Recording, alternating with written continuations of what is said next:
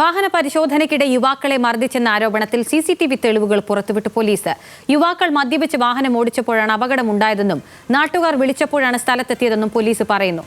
കൈ കാണിച്ചിട്ട് വാഹനം നിർത്താത്തതിന് മർദ്ദിച്ചെന്നായിരുന്നു യുവാക്കളുടെ പരാതി.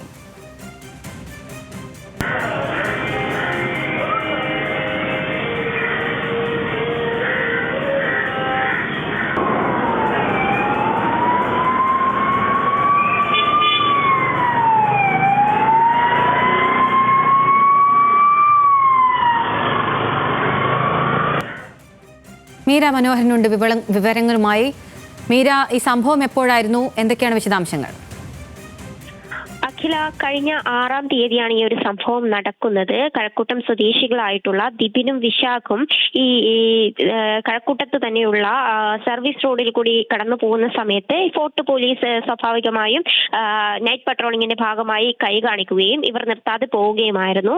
എന്നാൽ ഇതിനെ തുടർന്ന് അവിടെ ഒരു വാക്കേറ്റം ഉണ്ടാവുകയും ഈ പോലീസ് ഇവരെ ക്രൂരമായി മർദ്ദിച്ചു എന്നായിരുന്നു ഇന്നലെ ഉൾപ്പെടെ കുടുംബം ആരോപണം ഉന്നയിച്ചത്. എന്നാൽ ഈ ആരോപണം എതിർത്തുകൊണ്ട് പോലീസ് രംഗത്തെത്തിയിരുന്നു. പോലീസ് കൈ കാണിച്ചിട്ട് വാഹനം നിർത്തിയില്ല.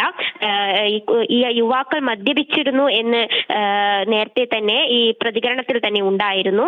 ഈ മദ്യപിച്ചുണ്ടായ അപകടത്തിലാണ് ഇത്തരത്തിൽ ഇരുവർക്കും പരിക്കേറ്റത് എന്നാണ് മനസ്സിലാക്കാൻ സാധിക്കുന്നത്. പോലീസും അത്തരത്തിൽ തന്നെയാണ് പറയുന്നത്.